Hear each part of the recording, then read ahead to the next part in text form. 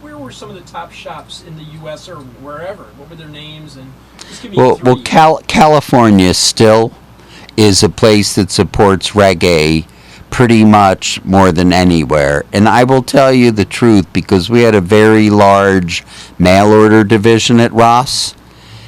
After California, in New York, the biggest state that supported reggae music was Ohio. Hey! I'm serious. Get down. And the only reason I could think and figure it out is because Ohio is unique, because it has a lot of these smaller cities. Columbus, Akron, Cleveland. Cincy, Yeah. Toledo, Yeah. And you know, a lot of the youth were digging on reggae, and we would get a lot of mail orders from this part of the country. Hey, early. Well, Studio One's the best music that ever came out of Jamaica. And the problem with today's dancehall and hip-hop music is that it's kind of like the flavor of the month.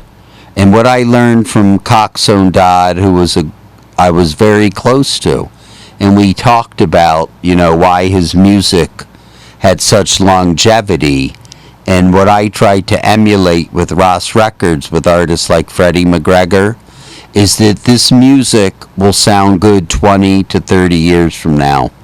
And that really was what Studio One was all about, is that he made music and set up a situation for the artists where that music, it wasn't just like, you know, what's hot and happening today. Because, yeah, Vibes Cartel is good, and, you know, a lot of these different dancehall artists are good, but what will people think of them in 10 or 20 years? What will people think of Jay-Z, you know, 20 years from now? Will it still, you know, make people feel a certain way like some of these classic type reggae, rock songs, whatever? Describe for us the meeting with Coxsone Dodd that you had when you worked that deal. Well, you know, we were the biggest distributor of Studio One records in the world.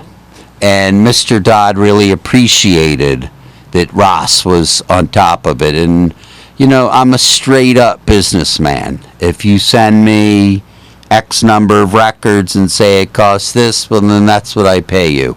There's no BS. It's straight up.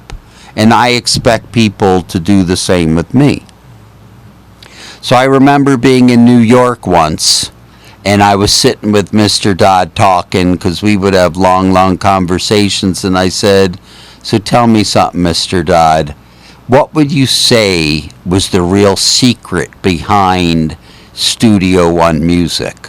You know, was it the extra treble that was added? Because, you know, I'm somebody who lives and loves being in the studio.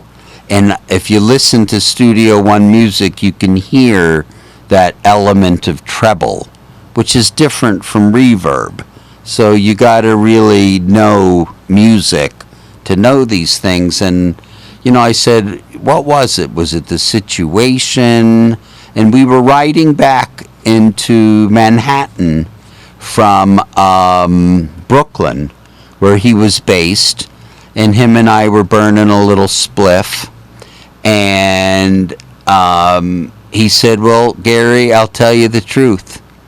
I really would have to say it was God. And, you know, that was a good enough answer for me. But I'll still say to this day, Studio One music is the best music to come out of Jamaica. It's the Motown.